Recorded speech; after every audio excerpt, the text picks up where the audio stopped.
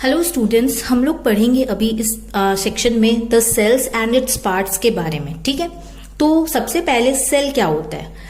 जिस तरीके से जब हम घर बनाते हैं तो जो ब्रिक्स होते हैं उनसे छोटे छोटे ब्रिक्स को जोड़ के जिस तरह से हम घर बनाते हैं, उसी तरीके से लिविंग ऑर्गेनिज्म भी जो सबसे छोटा यूनिट से जुड़ के बना हुआ है उसे सेल कहते हैं। ठीक है, तो cell is the structural and functional unit of life. तो इससे हम कह सकते हैं कि cell is the structural and functional unit of life. ठीक है, सेल जो होते हैं, सेल को पहली बार डिस्कवर्ड रॉबिन हुक ने किया था 1665 में। वो एक बार थीन स्लाइस ऑफ कॉर्क के साथ काम कर रहे थे और उन्होंने जब उसे ऑब्जर्व किया अंडर माइक्रोस्कोप तो उन्होंने पाया कि वो एक छोटे छोटे हनी कॉम लाइक स्ट्रक्चर से मिलके बना हुआ है और इन्हीं हनी कॉम लाइक स्ट्रक्चर को उन्होंने क्या कहा, सेल कहा। ठीक है, अब सेल, बहुत सारे लिविंग ऑर्गेनिज्म जो होते हैं वो या तो एक सेल के बने हुए होते हैं या बहुत सारे सेल के बने हुए होते हैं। अगर कोई लिविंग ऑर्गेनिज्म एक ही सेल का बना हुआ होता है तो उनको बोला जाता है यूनिसेलुलर ऑर्गेनिज्म। क्या बोला जाता है? Unicellular organism. ठीक है, यूनि का मतलब वन, सेलुलर का मतलब सेल। ठीक है, तो एक सेल से बना हुआ ऑर्गेनिज्म, जैसे मैंने यहाँ एग्जाम्पल में अमीबा का एग्जाम्पल दिया है, amoeba is a unicellular organism. ठीक है, और जब कोई ऑर्गेनिज्म बहुत सारे सेल से मिलकर बना हुआ रहता है तो उसको बोलते हैं मल्टी सेलुलर ऑर्गेनिज्म। ठीक है, जैसे कि प्लांट सेल, एनिमल सेल, ये सब जो है मल्टी सेलुलर ऑर्गेनिज्म है क्योंकि इनका जो बॉडी है वो बहुत सारे सेल से क्या हुआ है, मिलके बना हुआ है। ठीक है, सेल्स जब मिलते हैं आपस में तो टिश्यू बनता है, टिश्यू जब आपस में मिलता है तो ऑर्गन्स बनता है, ऑर्गन्स जब आपस में मिलते हैं तो ऑर्गन सिस्टम बनता है और ये बहुत सारे अलग अलग डिफरेंट टाइप के ऑर्गन सिस्टम मिलके एक ऑर्गेनिज्म बनाते हैं। ठीक है, सेल में कुछ लिविंग सब्सटेंस प्रेजेंट होते हैं और इन्हीं लिविंग मैटर को हम लोग क्या बोलते हैं, प्रोटोप्लाज्म बोलते हैं। क्या बोलते हैं? प्रोटोप्लाज्म। तो क्योंकि सेल मेम्ब्रेन, न्यूक्लियस, साइटोप्लाज्म ये तीनों ही क्या है कि लिविंग मैटर है, तो इनको हम क्या बोलते हैं, प्रोटोप्लाज्म बोलते हैं। ठीक है, प्रोटो का मतलब होता है फर्स्ट और प्लाज्म का मतलब होता है फॉर्म। ठीक है, तो वैसी चीजें जो लिविंग के रूप में पहली बार फॉर्म हुई थी उनको बोलते हैं प्रोटोप्लाज्म। तो प्रोटोप्लाज्म में इंक्लूड होता है आपका एक ये क्या नाम है, साइटोप्लाज्म, एक सेल मेम्ब्रेन और एक न्यूक्लियस। ठीक है, अब उसके बाद हम लोग पढ़ेंगे, देखिए अब कुछ जो सेल ऑर्गेनली मतलब सेल के पार्ट्स हैं वो क्या है, तीनों मतलब हर सेल में क्या होते हैं, एक जैसे ही होते हैं। ठीक है, कुछ सेल के पार्ट्स जो होते हैं हर सेल में क्या होते हैं, एक जैसे ही होते हैं। वो तीन पार्ट जो हैं वो ये हैं, एक है सेल मेम्ब्रेन जो आपको सभी सेल में मिलेगा, चाहे वो मल्टी सेलुलर हो, चाहे वो यूनिसेलुलर हो, चाहे वो प्लांट सेल हो, चाहे वो एनिमल सेल हो, ये न्यूक्लियस और साइटोप्लाज्म। ठीक है, ये तीनों पार्ट जो होते हैं वो हर सेल में प्रेजेंट होते हैं। इसके अलावा ऐसे बहुत सारे पार्ट्स हैं जो कोई प्लांट सेल में होता है, कोई प्लांट सेल में नहीं होता है, कोई एनिमल सेल में होता है, कोई एनिमल सेल में नहीं होता है। ठीक है, पर ये तीनों पार्ट जो हैं वो क्या होते हैं, हर सेल में होते हैं। सेल मेम्ब्रेन का क्या मतलब होता है? सेल मेम्ब्रेन, सेल के ये जो चारों तरफ जो मेम्ब्रेन बना हुआ है ना, इसी को क्या बोलते हैं, सेल मेम्ब्रेन बोलते हैं। इसका एक और नाम भी है प्लाज्मा मेम्ब्रेन। क्या नाम है इसका? Plasma membrane. ठीक है, इस मेम्ब्रेन में छोटे छोटे क्या होते हैं, पोर्स होते हैं जो मटेरियल को सेल के अंदर और बाहर आने और जाने में क्या करते हैं, मदद करते हैं। ठीक है, ये जो सेल मेम्ब्रेन होता है ये सेल को क्या करता है, शेप भी प्रोवाइड करता है, सेल को प्रोटेक्ट भी करता है और साथ ही साथ सेल में मटेरियल्स को अंदर और बाहर आने और जाने में भी क्या करता है, मदद करता है। इसके अलावा प्लांट सेल में एक और लेयर प्रेजेंट होता है और उसको बोलते हैं सेल वॉल। ठीक है, उसके अलावा इसमें साइटोप्लाज्म है, ये जो जेली लाइक मटेरियल है जो आप देख रहे हैं यहाँ पे अलग अलग कलर्स में, ये आपका है साइटोप्लाज्म। और इसके अलावा यहाँ पे प्रेजेंट होता है न्यूक्लियस जो हर सेल में प्रेजेंट होता है। न्यूक्लियस जो है उसको आप बॉस ऑफ द सेल भी बोल सकते हैं। ठीक है, अब इस डायग्राम में हम लोग एनिमल सेल और प्लांट सेल का डिटेल में डिस्कशन करेंगे स्ट्रक्चर में। ठीक है, तो अभी मैंने आगे आपको बताया कि प्लांट सेल में, एनिमल सेल में क्या होता है, सेल मेम्ब्रेन प्रेजेंट होता है जो कि उसको क्या करता है, प्रोटेक्ट करता है, सेल को शेप प्रोवाइड करता है। और प्लांट सेल में क्या होता है, सेल मेम्ब्रेन के अलावा इसके बाहर एक और लेयर प्रेजेंट होता है जिसको हम बोलते हैं सेल वॉल। ठीक है, ये सेल वॉल जो होता है ये नॉन लिविंग होता है। ठीक है, और और सेलुलोज का बना हुआ होता है। किसका बना हुआ होता है? सेलुलोज का। इसका काम ये है कि ये सेल को प्रोटेक्ट तो करता है, साथ ही साथ ये सेल को रिजिडिटी भी प्रोवाइड करता है। क्या प्रोवाइड करता है? रिजिडिटी। ठीक है। उसके बाद हमारा नेक्स्ट पार्ट है वो है साइटोप्लाज्म।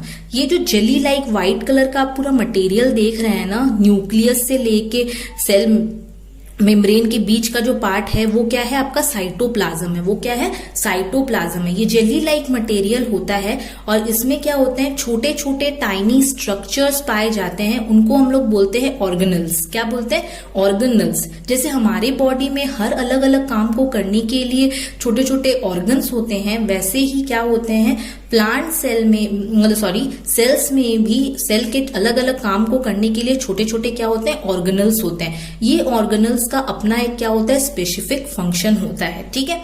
इसके बाद अब हम लोग बात करेंगे न्यूक्लियस के बारे में। ये जो न्यूक्लियस है ये बॉस ऑफ द सेल है। ठीक है। जैसे कि हमारे स्कूल में प्रिंसिपल होता है जो कि स्कूल की सभी एक्टिविटीज को कंट्रोल करता है, उसी तरीके से हमारे बॉडी मतलब सेल में न्यूक्लियस होता है जो सब चीज को क्या करता है? कंट्रोल करता है। तो इसको हम लोग बोलते हैं बॉस ऑफ द सेल। क्या बोला जाता है इसको? बॉस ऑफ द सेल या कंट्रोल सेंटर भी आप बोल सकते हो सेल का। ठीक है। मोस्ट ऑफ द सेल में क्या होता है? एक ही न्यूक्लियस होता है, पर कुछ कुछ सेल ऐसे भी हैं जिनमें बहुत सारा न्यूक्लियस होता है और मतलब मोर देन वन न्यूक्लियस होता है। और उनको जैसे कि एग्जांपल में आप ले लीजिए मसल सेल। मसल सेल में एक से क्या होता है? ज्यादा न्यूक्लियस होते हैं। ठीक है। न्यूक्लियस का भी क्या होता है? 4 पार्ट होता है। न्यूक्लियस का देखिए 4 पार्ट होता है। एक हो गया आपका ये न्यूक्लियर मेम्ब्रेन, ये जो बाहर वाला जो पार्ट है ये है न्यूक्लियर मेम्ब्रेन। ये आपका हो गया न्यूक्लियोलस। ये आपका हो गया क्रोमैटिन फाइबर्स। ये फाइबर्स जैसे जो दिख रहे हैं ये है आपके क्रोमैटिन फाइबर्स। और जिस तरीके से सेल का साइटोप्लाज्म होता है उसी तरीके से न्यूक्लियस का क्या होता है? न्यूक्लियोप्लाज्म होता है। उसी तरीके से न्यूक्लियस का क्या होता है? न्यूक्लियोप्लाज्म होता है। ठीक है। इस न्यूक्लियर मेम्ब्रेन में भी क्या होते हैं? छोटे छोटे पोर्स प्रेजेंट होते हैं जो क्या करते हैं? मटेरियल का आना और जाना को क्या करते हैं? कंट्रोल करते हैं। ठीक है। न्यूक्लियस के अंदर कौन सा मटेरियल आएगा, कौन सा जाएगा, इसको कंट्रोल करते हैं ये न्यूक्लियर पोर। ये न्यूक्लियोप्लाज्म जो होते हैं ये भी एक जेली लाइक सब्सटेंस है जैसे कि साइटोप्लाज्म है। ठीक है। और ये क्रोमैटिन फाइबर्स जो हैं, उसके अलावा यहाँ पे क्रोमैटिन फाइबर्स होते हैं। क्रोमैटिन फाइबर्स क्या करते हैं कि क्रोमोसोम में उसके क्रोमैटिन फाइबर्स सेल डिवीजन के टाइम पे क्रोमोसोम्स बन जाते हैं और ये क्रोमोसोम्स जो हैं जेनेटिक कैरेक्टर को कैरी करते हैं जो कि पेरेंट्स से चिल्ड्रंस को क्या होता है? पास ऑन होता है। ठीक है। तो न्यूक्लियस का फंक्शन क्या हो गया? न्यूक्लियस पहला कि सेल के सारे फंक्शंस को कंट्रोल करता है और दूसरा ये transmission of characters from one generation to another generation में क्या करता है? मदद करता है। ठीक है। अब हम लोग पढ़ेंगे ऑर्गेनल्स के बारे में। किसके बारे में? ऑर्गेनल्स। ठीक है। तो सेल्स में बहुत सारे ऑर्गेनल्स होते हैं। तो सबसे पहले हम लोग पढ़ेंगे माइटोकॉन्ड्रिया के बारे में। किसके बारे में? माइटोकॉन्ड्रिया के बारे में। माइटोकॉन्ड्रिया को power house of the cell बोला जाता है। ये रॉड शेप होते हैं और ये 2 डबल मेम्ब्रेन से सराउंड रहते हैं। ठीक है। इसमें कुछ फिंगर्स लाइक प्रोजेक्शन भी होता है। ठीक है। इसका काम है कि ये सेल को रेस्पिरेशन करने में और सेल को एनर्जी प्रोवाइड करने में क्या करता है? मदद करता है। उसके बाद नेक्स्ट सेल ऑर्गेनली है इंडोप्लाज्मिक रेटिकुलम। इंडोप्लाज्मिक रेटिकुलम जो होते हैं ये ट्यूब लाइक सेल ऑर्गेनल्स हैं। ठीक है। और इनमें क्या होता है? कभी कभार ये इंडोप्लाज्मिक रेटिकुलम्स जो होते हैं वो उनको ERB शॉर्ट में बोला जाता है और ये 2 तरह के होते हैं। एक हो गया देखिए आपका स्मूथ इंडोप्लाज्मिक रेटिकुलम और एक हो गया आपका रफ इंडोप्लाज्मिक रेटिकुलम। ठीक है। स्मूथ इंडोप्लाज्मिक रेटिकुलम, जब रेटिकुलम के ऊपर कोई राइबोसोम नहीं प्रेजेंट होता है तो उसको हम लोग बोलते हैं स्मूथ इंडोप्लाज्मिक रेटिकुलम। जब इनके ऊपर छोटे छोटे राइबोसोम्स जो होते हैं इनमें अटैच रहते हैं तो उनको बोला जाता है रफ इंडोप्लाज्मिक रेटिकुलम।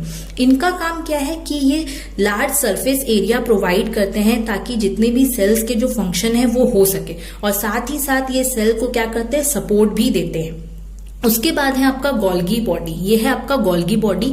ये ट्यूब्स या वेसिकल्स के रूप में प्रेजेंट होते हैं। ठीक है। इनको गोल्गी एपरेटस या गोल्गी कम्प्लेक्स भी बोला जाता है।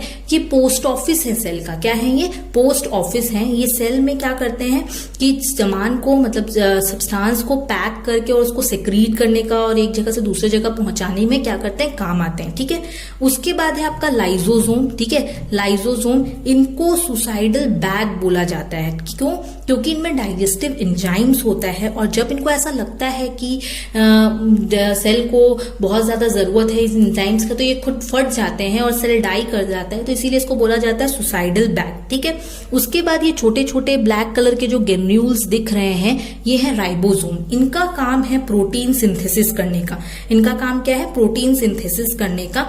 ये जो है आइदर फ्रीली भी साइटोप्लाज्म में घूमते हैं, या ये एंडोप्लाज्मिक रेटिकुलम के साथ क्या होते हैं? अटैच रहते हैं। ठीक है, उसके बाद है आपका वैक्यूल्स। ठीक है, देखिए एनिमल सेल में छोटे छोटे वैक्यूल्स पाए जाते हैं और प्लांट सेल में बड़े से वैक्यूल्स पाए जाते हैं। ठीक है, प्लांट सेल में क्या होता है? वैक्यूल बहुत बड़ा होता है, और एनिमल सेल में बहुत ही छोटे छोटे वैक्यूल्स जो होते हैं वो पाए जाते हैं।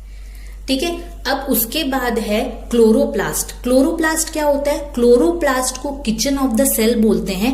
ये एनिमल सेल में पाए नहीं जाते, ये सिर्फ प्लांट सेल में पाए जाते हैं। ठीक है, इनमें क्लोरोफिल होता है जो कि फूड मैन्युफैक्चर के टाइम पे, फोटोसिंथेसिस के टाइम पे क्या करता है? हेल्प करता है। ठीक है, और उसके अलावा जो एक सेल ऑर्गेनेल जो सिर्फ एनिमल सेल में पाया जाता है वो है आपका सेंट्रोजोम। ये सेंट्रोजोम जो है सिर्फ एनिमल सेल में पाए जाते हैं, और इसमें दो छोटे टाइनी ग्रेन्यूल्स होते हैं जिनको हम लोग बोलते हैं सेंट्रियोल्स। ठीक है, ये सेल डिवीजन के टाइम पे क्या आते हैं? काम आते हैं। ठीक है, तो इसके साथ हमारे ऑर्गेनल्स वगैरह का सबका डिस्कशन खत्म हुआ। इसमें सिर्फ डिफरेंस ये है एनिमल सेल और प्लांट सेल में कि प्लांट सेल में सेल वॉल होते हैं, प्लांट सेल में क्लोरोप्लास्ट होते हैं, और प्लांट सेल में एक लार्जर वैक्यूल होता है। ठीक है, एनिमल सेल में सेल मेम्ब्रेन, सेल वॉल जो होता है वो प्रेजेंट नहीं होता है, इनमें क्लोरोप्लास्ट भी नहीं होता है, और इनमें जो है वैक्यूल्स या तो नहीं होता है, और होता है तो बहुत ही छोटा छोटा होता है। ठीक है, और एनिमल सेल में सेंट्रोजोम प्रेजेंट होते हैं जो कि प्लांट सेल में एब्सेंट होते हैं। ठीक है, अगर आपको मेरा वीडियो पसंद आया हो तो प्लीज इसे लाइक, शेयर और सब्सक्राइब जरूर करें। Thank you.